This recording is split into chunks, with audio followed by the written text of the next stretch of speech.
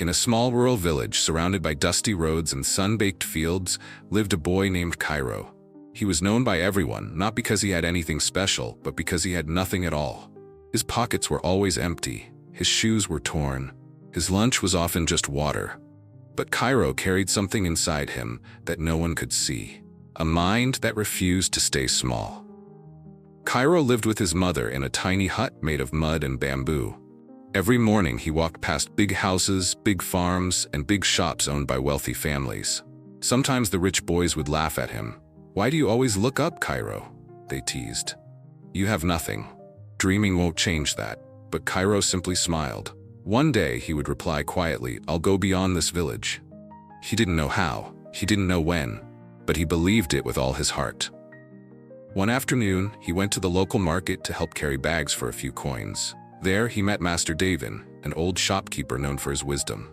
"You always look thoughtful, boy," Davin said. "What do you dream of?" Kairo hesitated. "Sir, I want to build something big. Something that lifts my family out of poverty. But I don't even know where to start." Master Davin did something unexpected. He took out 2 identical jars, one empty, one filled with candies. "Which one is heavier?" Davin asked. "The one with candies," Kairo answered. Davin nodded. "Your mind is the same. If it stays empty, it stays light, meaning any small trouble will blow it away. But fill it with big thoughts and it becomes strong, unshakable." Then he placed 2 candies in Kairo's hand. "One is for your stomach," he smiled. "The other is for your mind. Feed both every day."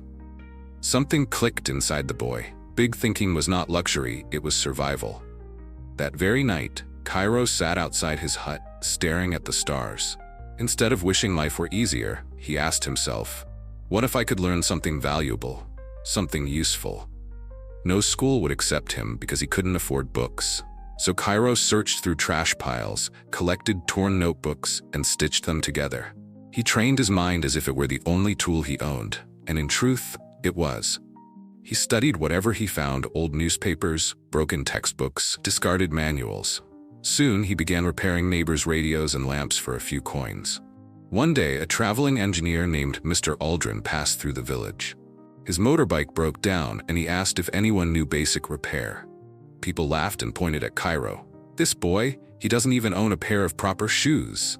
But Aldrin gave him a chance. Kairo examined the engine, cleaned a clogged valve, tightened a loose screw, and moments later, the bike roared to life. Aldrin was stunned. "Where did you learn this?" "In my mind, sir," Kairo replied.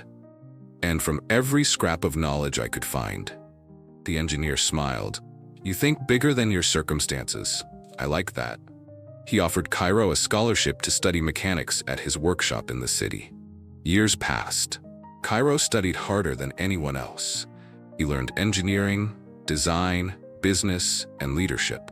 Eventually, he founded one of the region's first affordable motor repair companies, giving jobs to other poor boys who once walked with empty pockets like him. People from his village would look at the large workshop with his name on it and whisper, "Is that really Kairo, the kid who used to have nothing?" Yes, it was. Kairo returned to the village often, not to boast, but to teach children.